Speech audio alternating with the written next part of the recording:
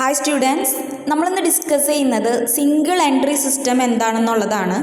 Single entry system പറയുന്നതിന് മുൻപ് നിങ്ങൾക്കറിയാം എന്താണ് ഡബിൾ എൻട്രി സിസ്റ്റം എന്നുള്ളത്. ഡബിൾ എൻട്രി സിസ്റ്റത്തിൽ ഒരു ട്രാൻസാക്ഷൻ്റെ രണ്ട് ആസ്പെക്ട്സ് റെക്കോർഡ് ചെയ്ത് വെക്കുകയാണ് ചെയ്യുക. അതായത് ഗീവിങ് ആസ്പെക്റ്റും റിസീവിങ് ആസ്പെക്റ്റും. അതായത് ഒരു ട്രാൻസാക്ഷൻ്റെ ഡെബിറ്റും ക്രെഡിറ്റും നമ്മൾ റെക്കോർഡ് ചെയ്യുന്ന ഒരു ടൈപ്പ് ഓഫ് സിസ്റ്റമാണ് ഡബിൾ എൻട്രി സിസ്റ്റം. അത് വളരെ സിസ്റ്റമാറ്റിക്കും കംപ്ലീറ്റുമായിട്ടുള്ള ഒരു അക്കൗണ്ടിങ് സിസ്റ്റമാണ്. എന്നാൽ സിംഗിൾ എൻട്രി സിസ്റ്റം എന്ന് പറയുമ്പോൾ ഇവിടെ നമ്മൾ രണ്ട് ആസ്പെക്ട്സ് റെക്കോർഡ് ചെയ്യില്ല.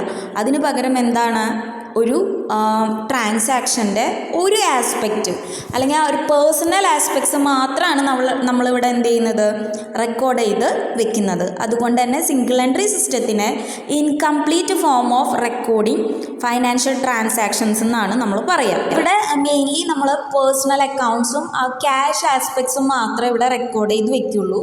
അതുകൊണ്ട് തന്നെ ഇത് ഇൻകംപ്ലീറ്റ് ആണ്. അൺസിസ്റ്റമാറ്റിക് ആയിട്ടുള്ള ഒരു റെക്കോർഡിങ് ട്രാൻസാക്ഷൻസ് ചെയ്യാനുള്ള ഒരു മെത്തേഡാണ് സിംഗിൾ എൻട്രി സിസ്റ്റം എന്ന് പറയുന്നത്. അതുകൊണ്ട് തന്നെ ഇത് സ്മോൾ കൺസേൺസിന് മാത്രമേ ഈ സിംഗിൾ എൻട്രി സിസ്റ്റം യൂസ് ചെയ്യാനായിട്ട് പറ്റുള്ളൂ. അപ്പോൾ നമുക്കറിയാം ഡബിൾ എൻട്രി സിസ്റ്റത്തിൽ നമ്മൾ financial statements, trading account, P&L account, balance sheet എന്നിവ യൂസ് ചെയ്തിട്ടാണ് ആ ട്രാൻസാക്ഷൻസ് എല്ലാം റെക്കോർഡ് ചെയ്ത് വെക്കുക. എന്നാൽ ഇവിടെ നമ്മൾ ആ ബിസിനസ് സ്മോൾ കൺസേൺസ് പ്രോഫിറ്റ് ആണോ ലോസ് ആണോ എന്ന് നോക്കുന്നത് ട്രയൽ ബാലൻസോ ട്രേഡിംഗ് അക്കൗണ്ടോ P&L അക്കൗണ്ടോ ബാലൻസ് ഷീറ്റോ ഒന്നും പ്രിപ്പയർ ചെയ്തിട്ടല്ല.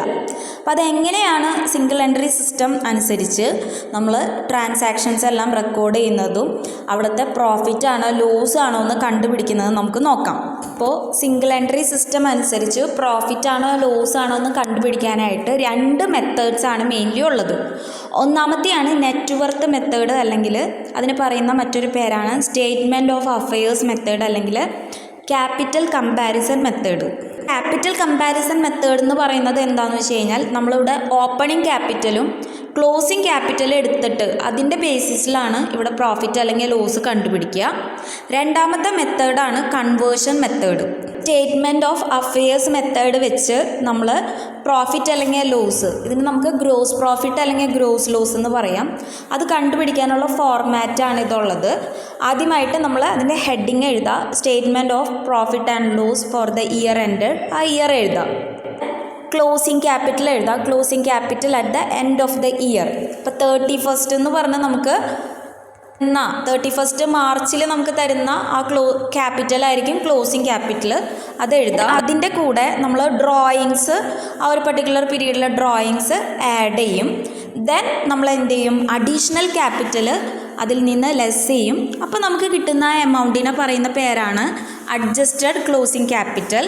ഇനി ഈ അഡ്ജസ്റ്റഡ് ക്ലോസിംഗ് ക്യാപിറ്റലിൽ നിന്ന് നമ്മൾ ക്യാപിറ്റൽ അറ്റ് ദ ബിഗിനിങ് അല്ലെങ്കിൽ ഓപ്പണിംഗ് ക്യാപിറ്റൽ ലെസ് ചെയ്യുക. അപ്പോൾ നമുക്ക് കിട്ടുന്ന എമൗണ്ടാണ് പ്രോഫിറ്റ് അല്ലെങ്കിൽ ലോസ് എന്ന് പറയുന്നത്. അപ്പോൾ ഈ ഒരു പ്രൊഫോമ ബൈ ഹാർട്ട് ചെയ്യുക. ഇത് കാണുമ്പോൾ തന്നെ നമുക്കറിയാം ഇതിനകത്ത് ഒരു ഐറ്റം മാത്രമേ നമ്മൾ ആഡ് ചെയ്യുന്നുള്ളൂ, അതാണ് ഡ്രോയിങ്സ്. ബാക്കി എല്ലാ ഐറ്റംസും നമ്മൾ ലെസ് ചെയ്യാണ്. എപ്പോഴും സ്റ്റാർട്ട് ചെയ്യുന്നത് ക്ലോസിംഗ് ക്യാപിറ്റലിലും എൻഡ് ചെയ്യുന്നത് ഓപ്പണിംഗ് ക്യാപിറ്റലാണ്. അപ്പോൾ കിട്ടുന്ന എമൗണ്ടാണ് ഇവിടെ പ്രോഫിറ്റ് അല്ലെങ്കിൽ ലോസ് എന്ന് പറയാം. ഇനി ഈ പ്രൊഫോമ യൂസ് ചെയ്ത് എങ്ങനെയാണ് നമുക്ക് പ്രോഫിറ്റ് അല്ലെങ്കിൽ ലോസ് കണ്ടുപിടിക്കാമെന്ന് നോക്കാം. ഓക്കെ, അപ്പോൾ ആദ്യം ഇവിടെ ഓപ്പണിംഗ് ക്യാപിറ്റൽ 50,000 തന്നിട്ടുണ്ട്, ക്ലോസിംഗ് ക്യാപിറ്റൽ 80,000 തന്നിട്ടുണ്ട്, ഡ്രോയിങ്സ് 6,000, അഡീഷണൽ ക്യാപിറ്റൽ 10,000. ആ പ്രൊഫോമ എഴുതുക, ഹെഡിങ് കൊടുക്കുക, statement of profit or loss, closing capital 80,000, അതിൽ നിന്ന് നമ്മൾ എന്ത് ചെയ്യും, ഡ്രോയിങ്സ് ആഡ് ചെയ്യും 6,000, അപ്പോൾ 86,000 കിട്ടി. അതിൽ നിന്ന് അഡീഷണൽ ക്യാപിറ്റലായ 10,000 ലെസ് ചെയ്തപ്പോൾ 76,000 നമുക്ക് അഡ്ജസ്റ്റഡ് ക്ലോസിംഗ് ക്യാപിറ്റൽ കിട്ടി.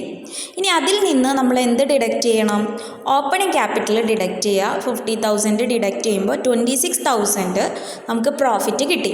ഇവിടെ കിട്ടിയ ആൻസർ പോസിറ്റീവ് ഫിഗർ ആയതുകൊണ്ടാണ് അത് പ്രോഫിറ്റ് ആണെന്ന് മനസ്സിലാവുന്നത്. ഇനി ഇതിന് പകരം ഓപ്പണിംഗ് ക്യാപിറ്റൽ, ഇനി ഇതൊരു സിമ്പിളായിട്ടുള്ളൊരു പ്രൊഫോമയാണ്. നമ്മൾ ക്ലോസിംഗ് ക്യാപിറ്റൽ ആരംഭിച്ച് ഓപ്പണിംഗ് ക്യാപിറ്റൽ അവസാനിക്കുന്ന ഒരു അഡ്ജസ്റ്റ്മെൻറ്റ് കഴിയുമ്പോൾ നമുക്ക് പ്രോഫിറ്റ് കിട്ടും. എന്നാൽ ചില കേസിൽ നമുക്ക് ചില എക്സ്പെൻസസും ഇൻകങ്ങളും കൂടെ നമുക്ക് തരും. അപ്പോൾ നമ്മൾ എന്ത് ചെയ്യണം, ഇപ്പോൾ കിട്ടിയിട്ടുള്ള ഈ പ്രോഫിറ്റ് മേൽ അത് അഡ്ജസ്റ്റ് ചെയ്യണം.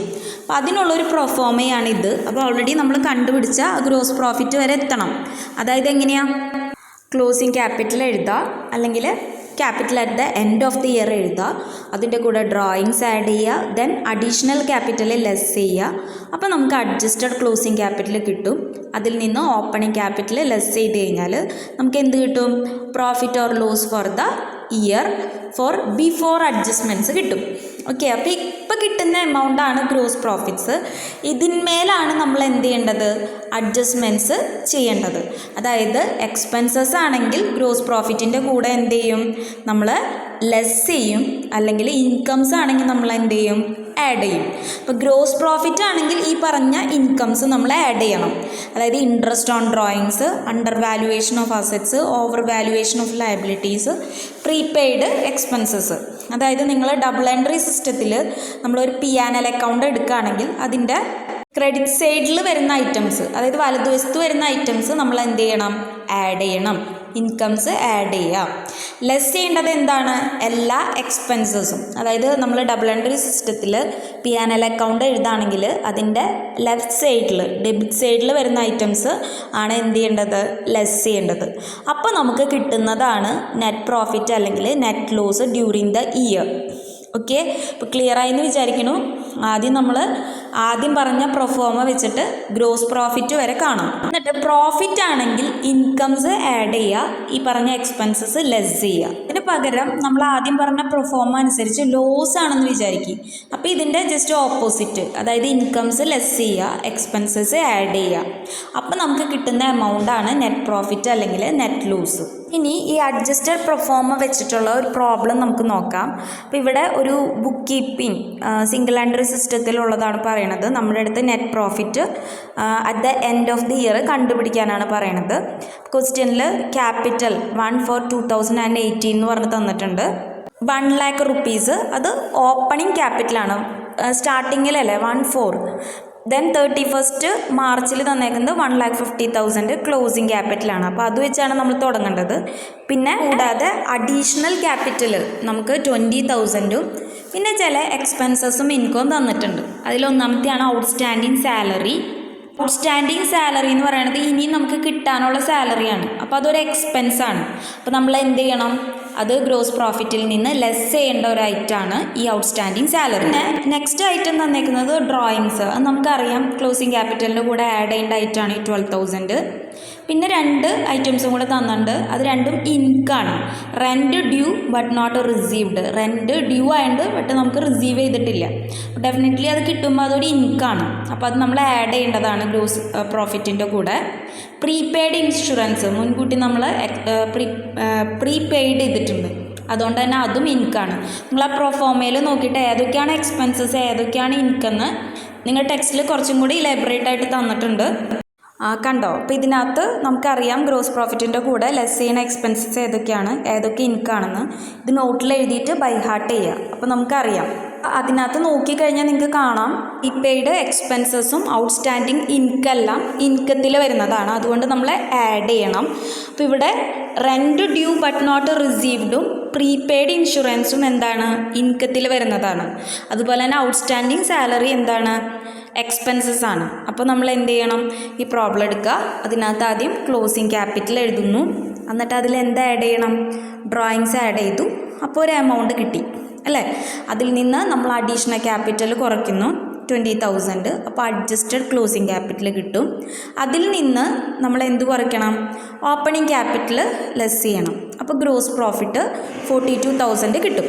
കിട്ടുന്ന എമൗണ്ടാണ് ഗ്രോസ് പ്രോഫിറ്റ്. അതിൻ്റെ കൂടെ എന്ത് ചെയ്യണം, നമ്മൾ ക്വസ്റ്റ്യനിൽ തന്നിട്ടുള്ള എക്സ്പെൻസസ് ലെസ് ചെയ്യണം, ഇൻകംസ് ആഡ്. ഇവിടെ നമ്മൾ എക്സ്പെൻസസ് ആയ ഔട്ട്സ്റ്റാൻഡിങ് സാലറി ലെസ് ചെയ്തു, ഇൻകംസ് ആയ റെൻറ്റ് ഡ്യൂ ബട്ട് നോട്ട് റിസീവ്ഡും പ്രീപെയ്ഡ് ഇൻഷുറൻസും ലെസ് ചെയ്തു 9,000.